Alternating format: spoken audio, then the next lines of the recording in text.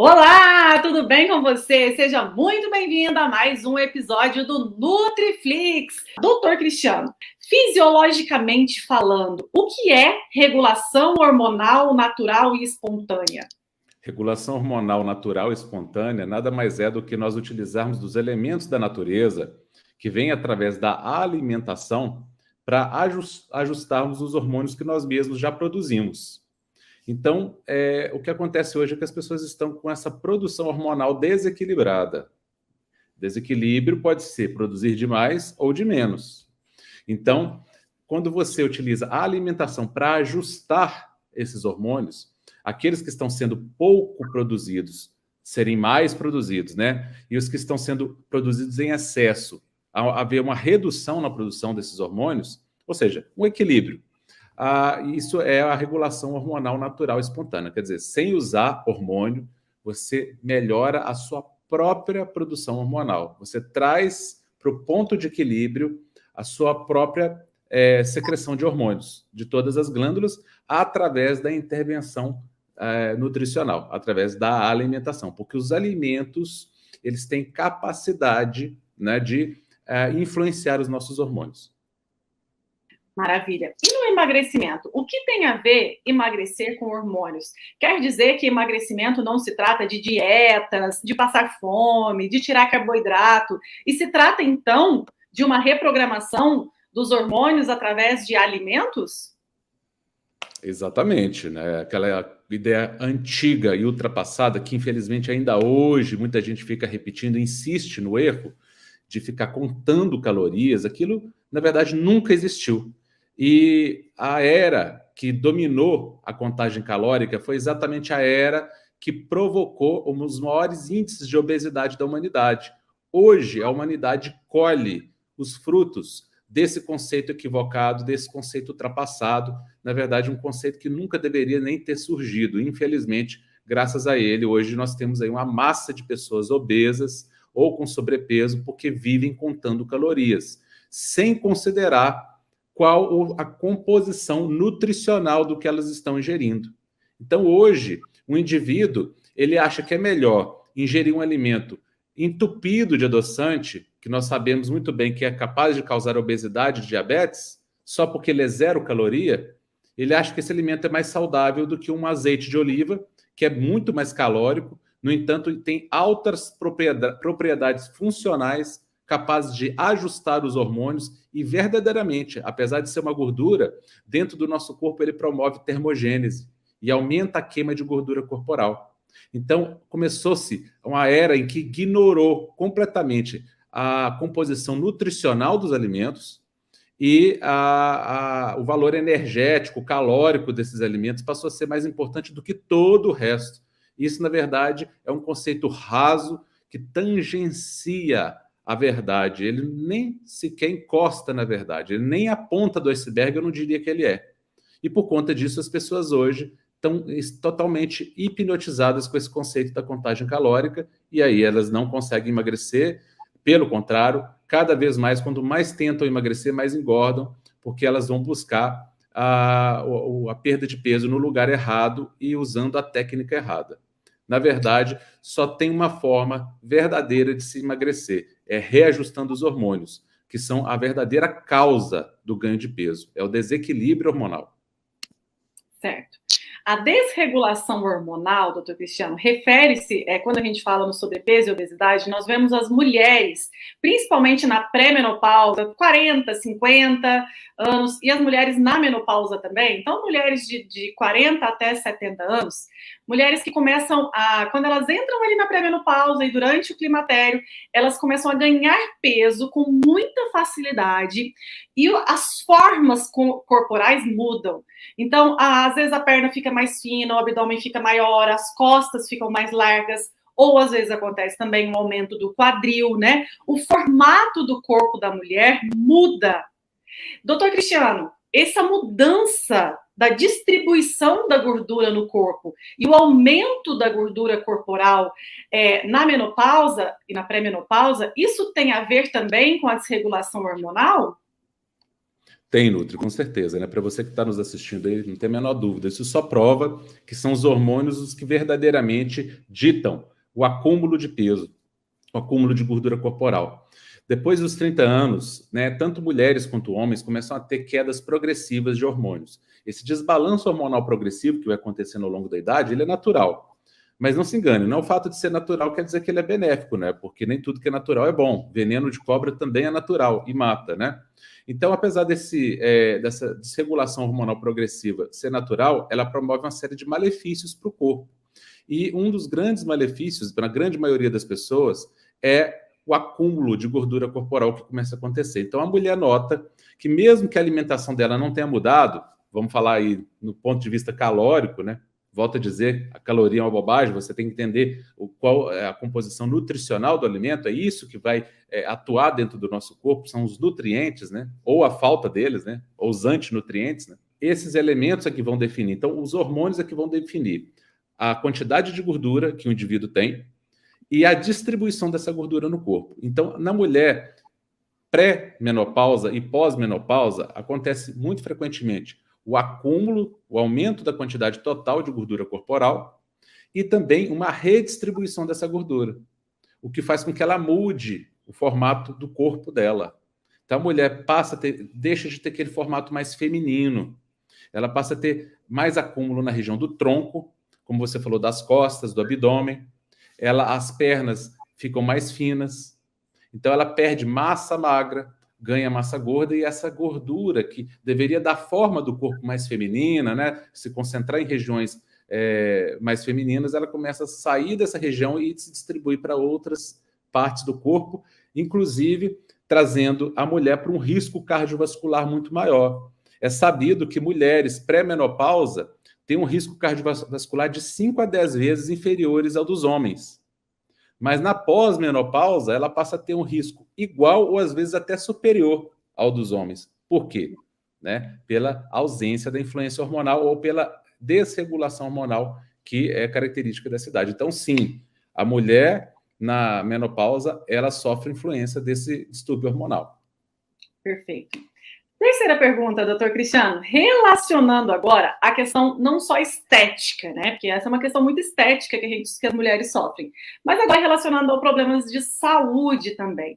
Muitas mulheres, eu vou fazer uma lista, doutor Cristiano, porque ali nas minhas redes sociais tem chegado muita gente nova, e os problemas de saúde relatados por muitas mulheres são pressão alta, diabetes tipo 2, gordura no fígado, a famosa esteatose hepática, grau 1, 2 ou 3, síndrome de ovários policísticos, infertilidades, TPM, problemas digestivos, doutor Cristiano, muitos relatos de azia, problemas de gastroesofágico, dor abdominal, intestino preso, gases também, cólicas, enxaqueca, parece muita coisa, mas eu vou relatar, doutor, para você entender, tá? E me ajudar aqui essas pessoas. Baixa de libido, redução de massa muscular, metabolismo lento, piora no hipotiroidismo, cansaço, fadiga, insônia, depressão, doenças autoimunes. Doutor Cristiano, tudo isso que eu relatei aqui, um por um, eles têm, se a pessoa está hoje com sobrepeso, obesidade, eles têm uma base única ou não tem nada a ver com sobrepeso e obesidade. Tenho que tratar diabetes, pressão alta, mas posso continuar obesa, que não tem nenhuma relação.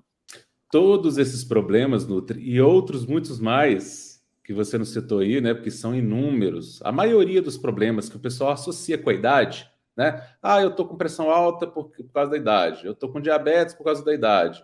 Eu tô com dor no corpo por causa da idade. Eu tô com artrite por causa da idade. Eu tô com enxaqueca, enfim. A maioria das doenças... Ansiedade, compulsão, piora da asma, dores no corpo, né? Doenças autoimunes, fibromialgia. A lista é quase infinita, porque a maioria dessas doenças que surgem principalmente após os 30, 40, 50 anos, são doenças que têm uma raiz comum com o sobrepeso e a obesidade, porque compartilham dos mesmos mecanismos, por incrível que pareça. E aí o que acontece? A maioria das pessoas começa a tratar esses problemas de forma isolada, mas elas não estão tratando de fato os problemas. elas estão tratando simplesmente as consequências, mas as causas permanecem lá intocadas, inclusive piorando a cada dia. Por isso que essas pessoas começam com uma medicação e logo estão usando 2, 3, 5, 10 medicações. Além dos efeitos colaterais de uma medicação fazer com que ela tenha outros sintomas depois, aí ela tem que usar um outro remédio para sobrepor o efeito colateral de um remédio que ela já começou a usar anteriormente. Ao não tratar a causa, como nós falamos, é uma causa comum, que promove toda essa gama de doenças que parecem ser tão diversas e parece que não tem relação nenhuma uma com a outra, né? E, na verdade, estão todas interligadas no mesmo tronco, na mesma raiz, é como se fosse uma grande árvore, né? Uma árvore onde tem um tronco único que irradia diversos galhos e ramos diferentes. Não adianta eu tratar só o galho, só o ramo. Eu preciso tratar a raiz dessa árvore, a causa primária, e o que não acontece na maioria dos casos. Então, o indivíduo ele fica diabético, ele não trata a causa, o diabetes só piora. Ele precisa cada vez de mais medicação. Ele fica hipertenso, não trata a causa, a pressão alta só piora. E ele começa a colecionar problemas, né? Então já vem uma depressão, que também tem a ver, vem um quadro de ansiedade, que tem a ver, porque a desregulação dos neurotransmissores está relacionada também. O aumento do risco cardiovascular mesmo, né? Infarto, derrame, que podem ser advindos de tudo isso. Vem uma gordura no fígado, vem uma síndrome de ovário policístico, ou na mulher já pós-menopausada ali, né? Uma piora dos sintomas da menopausa. Na mulher pré-menopausada, uma piora da TPM, uma desregulação menstrual, uma infertilidade, uma piora da função da tireoide, né? Problemas articulares, porque tudo isso está relacionado com os hormônios. Nós precisamos entender que é uma teia. Os hormônios formam uma teia interconectada. Então, todo hormônio, quando você mexe no hormônio, automaticamente você mexe em todos os outros, porque é um efeito em cascata, é um efeito dominó. Então, não tem como eu prejudicar um hormônio sem prejudicar os demais. E assim como quando eu corrijo um hormônio, eu começo a corrigir os demais também. Também tem um efeito em cascata de melhora. Então, todos esses processos que parecem ser tão diversos, né? O que uma azia, um refluxo tem a ver com diabetes? O que a diabetes tem a ver com uma enxaqueca? O que uma enxaqueca tem a ver com gordura no fígado? O que a gordura no fígado tem a ver com um quadro de demência? Tudo a ver.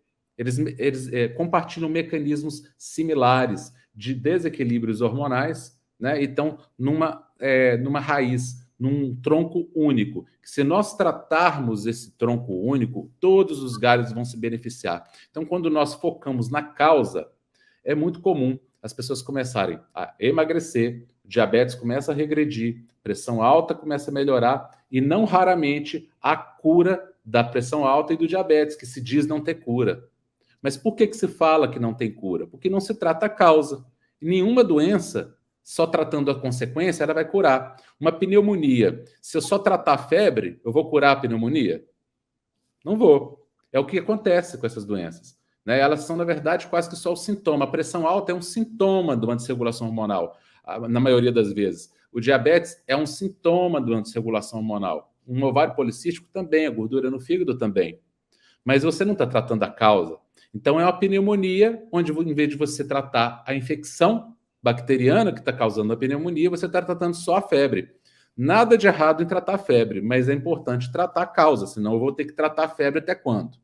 Né? O indivíduo ele vai ficar cada vez pior, a pneumonia vai progredir, a febre fica cada vez mais resistente, é o que acontece nessas doenças. Então, a obesidade, o emagrecimento fazem parte do tratamento de todos esses processos, desde que ela obedeça os princípios do emagrecimento hormonal. Não é o emagrecimento tradicional que todo mundo fala, que na verdade faz com que o indivíduo até perca massa magra. A gente quer um emagrecimento verdadeiro, onde a pessoa, a mulher, o homem, perdem gordura corporal através do reequilíbrio hormonal e aí os demais problemas começam a se resolver automaticamente. Hoje é difícil você conversar com uma pessoa que não fale que tem gordura no fígado. Antigamente, a gordura no fígado era só de alcoólatras, né? Era muito comum em alcoólatras. Agora, hoje em dia, todo mundo tem gordura no fígado. Como assim? Por que hoje está uma pandemia de gordura no fígado? Fígado é um órgão importante, doutor Cristiano, para o emagrecimento? Conta pra gente um pouquinho. Nossa, olha, Nutri, o fígado é um órgão central no emagrecimento, né? Sem uma boa função do fígado, é impossível emagrecer. Não adianta fazer nada se o fígado não estiver funcionando bem, porque ele é o centro do metabolismo. Todo mundo fala, eu quero uma coisa termogênica, né? Aí tá na moda usar a coisa, acho que vai tomar um gole, né? Uma coisinha lá de 2 ml de um termogênico, aquilo vai queimar toda a gordura que tem no corpo, né? É ilusão, né? É viver de ilusão. Como você falou, nem criança de 5 anos está acreditando mais nisso, né? Sem o fígado funcionando bem, você não tem metabolismo. Se você não tem metabolismo de qualidade, você não tem como diminuir a gordura corporal. Por quê? O metabolismo é aquilo que vai consumir a gordura corporal se os hormônios estiverem equilibrados. Além do que, é no fígado que o hormônio tireoidiano é ativado. Então, tem uma gama de pessoas aí que tem exames normais de tireoide, vai no médico, ganha nota 10 do médico, que está com exame normal na tireoide. Só que esse hormônio não é ativado. Então, você faz a dosagem sanguínea desse hormônio, e está ótimo, está perfeito, mas ele não está funcionando. E isso o exame não mostra. Por quê? Porque esse hormônio, para funcionar, ele precisa ser ativado. E qual um dos principais locais de ativação do hormônio tireoidiano? Onde 80% do hormônio tireoidiano é ativado? No fígado. Então, de nada adianta se você tem uma tireoide que produz hormônio normalmente, 100%. A tireoide está saudável, faz o ultrassom, está bonitinha, vê a dosagem sanguínea, está bonitinha. Ou de nada adianta que você que tem um hipotireoidismo e está tratando, e está com os exames ok, ótimo, isso tem que fazer. Mas não basta. É necessário, mas não é suficiente. Por quê? Esse hormônio não está sendo ativado no fígado, se o fígado não estiver saudável. 80% da ativação do hormônio tireoidiano acontece no fígado. E isso nenhum exame mostra. Então, as pessoas produzem o hormônio ou estão ingerindo o hormônio através da medicação, né? E esse hormônio não está sendo ativado. Ou seja, ele não está funcionando da mesma forma. Ele está presente na corrente sanguínea, mas não está tendo atividade. É como se você tivesse uma fechadura na tua casa, você quer entrar em casa, você está com um chaveiro com 20 fechaduras, com 20 chaves, mas nenhuma delas encaixa na fechadura. De que adiantou? Você tem 20 chaves, mas nenhuma delas encaixa na fechadura. É a questão do hormônio tireoidiano estar normal. Você está normal na dosagem, mas ele não está funcionando. Então, você, na verdade, tem um hipotireoidismo, apesar de estar com o exame com a dosagem hormonal normal. Esses hormônios, eles não fazem o efeito. E aí o metabolismo despenca.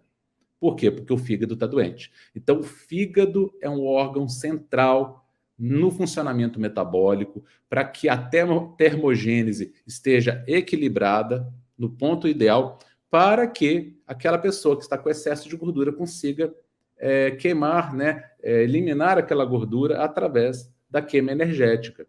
Agora, esse indivíduo, quando ele está nessa situação, o que ele faz? Ele não simplesmente não elimina a gordura acumulada no corpo, como só fica acumulando cada vez mais gordura.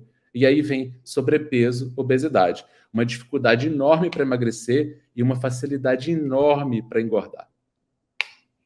Perfeito. Então, hoje, é importante que as pessoas saiam desta aula entendendo, muito mais do que qualquer exame que você precise fazer, enxergue os seus sintomas, o seu corpo. Você está com sobrepeso, obesidade, metabolismo lento?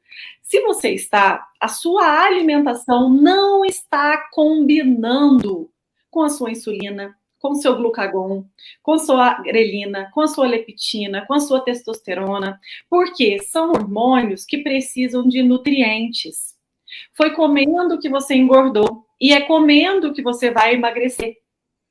E comendo alimentos simples, verdadeiros, que Deus deixou para nós.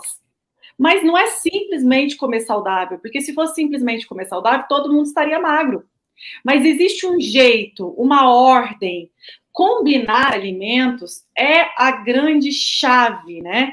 É o grande código que muitas pessoas vão deixando de lado. E nessa aula de hoje, nós temos 2 orientações para você já colocar em prática. E a primeira orientação é: esqueça das dietas restritivas sem qualidade, sem valor nutricional. Cuidado com ciclos de dietas restritivas e sem nutrientes. restrição leva à frustração e à tristeza, que é igual ao desejo por alimentos proibidos, que é igual, de novo, ao exagero e compulsão. E aí você entra no ciclo de ganho de peso novamente e insatisfação com o seu corpo. É como um loop, né? Você faz dieta, tem muita fome, a sua fome aumenta a sua vontade de comer alimentos que são ricos em gordura hidrogenada, ricos em carboidratos refinados. Por quê? Porque você está com deficiências vitamínicas e minerais. E aí você exagera de novo, entra na compulsão, ganha peso e fica insatisfeita com o seu corpo. Para sair além de tudo, o metabolismo despenca, né, Nutri? Metabolismo despenca. Então, o que você acredita que é a causa é realmente consequência, que hoje você está com sobrepeso e obesidade, veio lá das dietinhas da moda que você fez. Mas é porque faltava, às vezes, o conhecimento. Veio lá do suquinho de caixinha, da barrinha de cereal, veio lá dos diets, né? Veio lá do shake, substituto de refeição, veio disso, veio do remedinho para dar diarreia.